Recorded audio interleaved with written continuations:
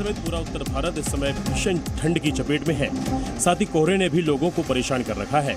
Delhi, NCR समेत उत्तर भारत के कई राज्य घने कोहरे की चादर में लिपटे हुए हैं। सड़कों पर लो विजिबिलिटी की वजह से गाड़ियों की रफ्तार पर ब्रेक लग गया है। कोहरे की वजह से कुछ भी साफ दिखाई नहीं दे रहा है। अगर दिल्ली की बात करें तो ठंड और कोहरे की डबल मार झेल रही राजधानी में विजिबिलिटी कम होने से ट्रेन और उड़ानों पर भी असर पड़ रहा है। दिल्ली आने वाली करीब 30 ट्रेनें अपने निर्धारित समय से लेट चल रही हैं। वहीं कई उड़ानें भी लेट हो गई हैं। हवाई अड्डे पर मुसाफिर इंतजार करते दिखे। कई राज्यों में भी कोहरे की वजह से आम जनजीवन बुरी तरह प्रभावित हुआ है। कई शहरों में 10वीं तक के स्कूल बंद कर दिए गए हैं।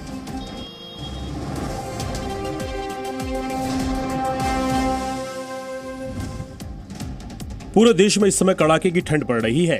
कई राज्यों में मौसम विभाग ने अलर्ट भी जारी किया है। राजधानी दिल्ली में 11 जनवरी तक और ये सभी मछली किसानों को बेबी फिश सप्लाई करके महीने का 2 लाख कमा रहे हैं।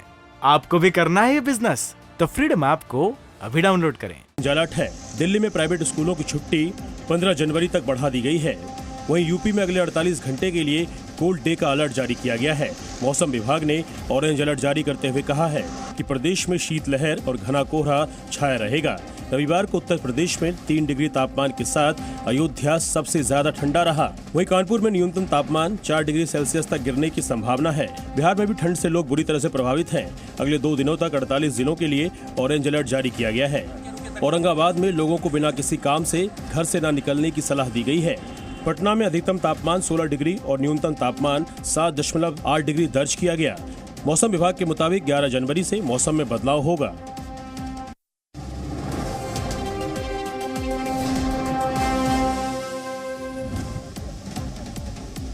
जम्मू कश्मीर में ठंड की तस्वीर धुंधली नहीं बल्कि ऐसी होती है।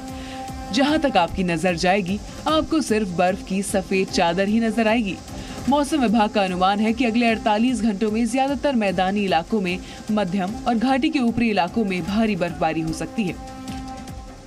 रविवार को भी कश्मीर और कारगिल में ज्यादातर जगहों पर बारिश और बर्फबारी हुई।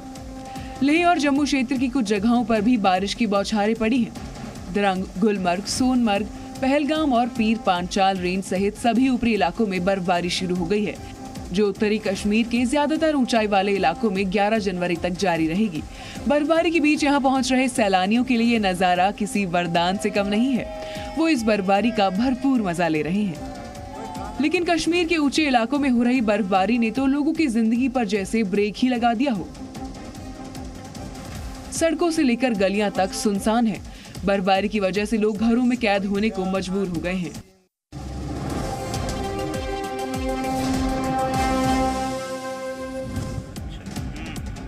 यूपी के कन्नौज में एक दर्दनाक हादसा हुआ है। यहाँ एक्सप्रेसवे पर एक ट्रक और बस के बीच टक्कर हो गई। टक्कर के बाद बस अनियंत्रित हो गई और एक्सप्रेसवे से नीचे गिर गई। ये एक्सीडेंट कितना जोरदार था इसका अंदाजा आप इन तस्वीरों को देखकर लगा सकते हैं। हादसे में 3 लोगों की मौत हो गई, जिसमें 2 महिलाएं और एक बच्चा शामिल है। हादसे के वक्त बस में करीब 40 लोग सवार थे। घटना की खबर मिलते ही यूपी पुलिस और रेस्क्यू टीम मौके पर पहुंच गई और रेस्क्यू ऑपरेशन शुरू कर दिया। घायल यात्रियों का इलाज जारी है। एक्सप्रेसवे से गिरने वाली बस एक प्राइवेट स्लीपर बस थी जो दिल्ली से लखनऊ जा रही थी। ऐसा माना जा रहा है कि घने कोहरे की वजह से एक्सप्रेसवे पर विजिबिलिटी काफी कम थी, जिसकी वजह से ट्रक और बस में टक्कर हो गई।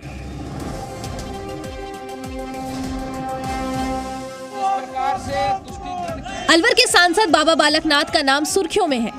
दरअसल बहरोड इलाके के डीएसपी ने कांग्रेस नेता बस्तीराम यादव के साथ बदसलूकी की थी। इसके बाद सभी लोग बहरोड पुलिस थाने के सामने धरने पर बैठ गए थे। अलवर सांसद ने थाने पहुंचकर डीएसपी से इस मामले में जानकारी चाही तो डीएसपी ने सही जवाब नहीं दिया और उल्टा ही सांसद से उलझ गए। इस पर अलवर सांसद बाबा बालकनाथ ने डीएसपी को नसीहत देते हुए कहा कि तुम पुलिस की वर्दी में सबसे बड़े गुंडे हो। ये 9 महीने का शासन रहा है, उसके बाद में उसको अफसोस होगा कि आज उसने कितनी बड़ी गलती की है। पूरी जिंदगी भर अफसोस रहेगा उसको, पूरी जिंदगी भर। जब तक वो जिएगा, जब तक उसकी जिंदगी में अफसोस करेगा कि उसने इतनी बड़ी गलती करी क्यों, ये पूरी जिंदगी भर याद रखेगा वो।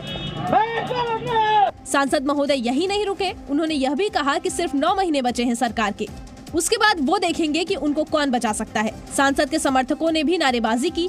बाबा बालकनाथ का कहना है कि बहरोड विधायक गुंडागर्दी कर रहे हैं, समय आने पर वो सब कुछ ठीक कर देंगे।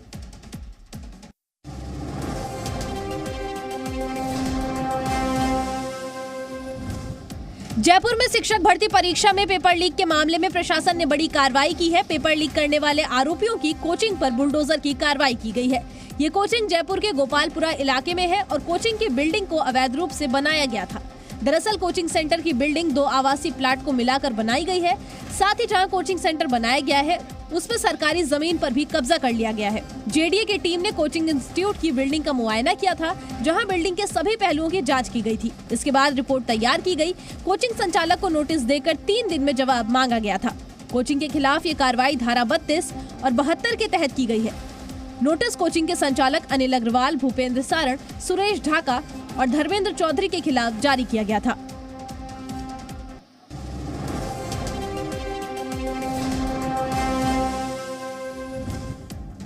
जोशीमठ को अब आपदा संभावित क्षेत्र घोषित कर दिया गया है। जल शक्ति मंत्रालय की एक टीम सहित केंद्र सरकार की 2 टीमें यहां पहुंच रही हैं। फिलहाल जोशीमठ और आसपास के इलाकों में निर्माण गतिविधियों पर रोक लगा दी गई है और प्रभावित लोगों को राशन की किट बांटी जा रही है।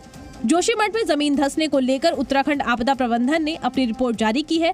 इस रिपोर्ट में खतरे वाले इलाकों से जल्द लोगों को निकालने की सिफारिश की गई है। साथ ही भूकंप की भविष्यवाणी के लिए भी तैयारी करने को कहा गया है। आपदा प्रबंधन की रिपोर्ट में इलाके में मिट्टी की जांच और पानी के बहाव की जांच की भी सिफारिश की गई है। इससे पहले एनटीपीसी ने प्रेस रिलीज करते हुए कहा था कि जोशीमठ शहर में हो रहे भूधसाव के लिए एनटीपीसी की ये सुरंग किसी भी तरह से जिम्मेदार नहीं है। इस वक्त जोशीमठ में एक एनडीआरएफ और 4 एसडीआरएफ की टीम लगातार रेस्क्यू ऑपरेशन चला रही है और लोगों को सुरक्षित जगहों पर ले जाया जा रहा है।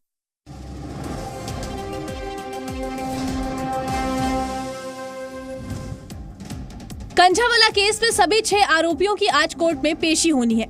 पुलिस कोर्ट को बताएगी कि अभी तक की जांच में क्या कुछ निकलकर सामने आया है।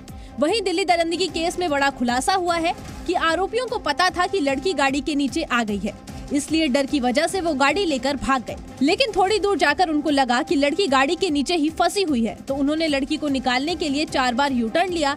बीच बीच में गाड़ी को काफी तेज भी भगाया। आरोपी जानते थे कि हरियाणा की तरफ जाने पर हरियाणा पुलिस के बैरिकेड्स लगे होंगे और चेकिंग हो सकती है, इसलिए 13 किलोमीटर के रास्ते में पुलिस की चेकिंग न होने की वजह से आरोपी कंझावाला रोड पर ही गाड़ी को बार बार यू टर्न लेकर घुमाते रहे। करीब 2 घंटे तक 40 से 50 किलोमीटर गाड़ी 13 किलोमीटर के दायरे में चलाई। इस दौरान आरोपी आशुतोष से लगातार फोन पर बात कर रहे थे, जिसके घर पर बाद में आरोपियों ने गाड़ी लगाई थी। वहीं अंजलि की सहेली निधि को लेकर यह भी खुलासा हुआ है कि निधि अभी जिस घर में रहती है उसे 2 महीने पहले ही नवंबर में निधि ने 16 लाख कैश देकर खरीदा था।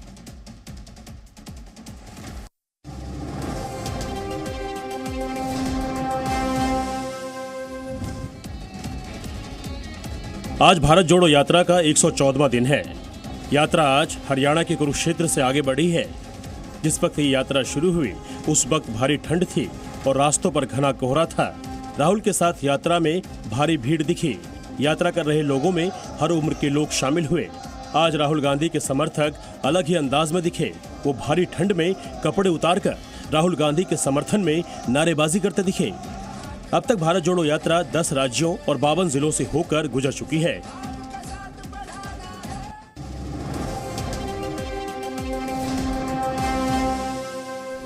तस्वीरें अफ्रीकी देश सेनेगल की हैं और बसों का ये मलबा बता रहा है कि हादसा कितना विभत्स था। चारों तरफ बसों के परखच्चे, टायर और उखड़ी हुई सीटें पड़ी हैं। हादसे का शिकार हुए लोगों के जूते, चप्पल और सामान भी बिखरा पड़ा है। सेनेगल की कैफरीन शहर में 2 बसों की टक्कर में 40 लोगों की मौत हो गई है, जबकि 87 लोगों के जख्मी होने की खबर है। शुरुआती जांच में पता चला है कि एक बस का टायर फट गया, जिसके बाद वो बेकाबू होकर सामने से आ रही दूसरी बस से टकरा गई। इसके बाद दोनों बसें कई 100 मीटर तक घिसटती चली गई। हादसे का शिकार हुई बस मॉरिटानिया की सीमा के पास रोसो शहर जा रही थी। गंभीर रूप से घायल लोगों को कैफरीन के अस्पताल में भर्ती कराया गया है। हादसे के बाद राष्ट्रपति मैकी सील ने ट्वीट कर अफसोस जताया और देश में 3 दिन के राष्ट्रीय शोक की घोषणा की। साथ ही सड़क सुरक्षा को लेकर एक हाई लेवल बैठक भी बुलाई है। सेनेगल में सड़क हादसों के लिए खराब सड़कों को वजह माना जाता है। इससे पहले साल 2017 में भी ताउबा इलाके में 25 लोगों की सड़क हादसे में मौत हो गई थी।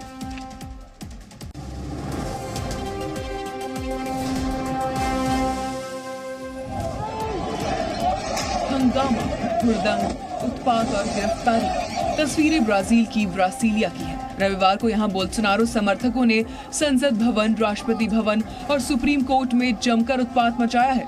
करीब 3000 लोगों की भीड़ संसद परिसर के बाहर इकट्ठा हुई और फिर वो बैरिकेड तोड़कर परिसर में घुस गए। सैकड़ों की संख्या में बोल्सोनारो समर्थक संसद भवन की छत पर चढ़ गए और बैनर लेकर छत पर ही बैठ गए।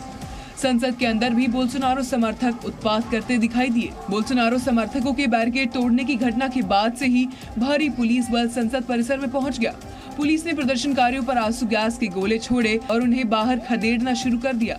इस दौरान सैकड़ों प्रदर्शनकारियों को गिरफ्तार भी कर लिया गया। इस घटना को लेकर ब्राजील के मौजूदा राष्ट्रपति लुइस इनासियो लुला डी सिल्वा ने कड़ी आपत्ति जताई। राष्ट्रपति डी सिल्वा ने साफ शब्दों में कहा कि प्रदर्शनकारियों को बख्शा नहीं जाएगा। ब्राजील में हुए हंगामे ने दुनिया भर को एक बार फिर कैपिटल हिल की याद दिला दी है।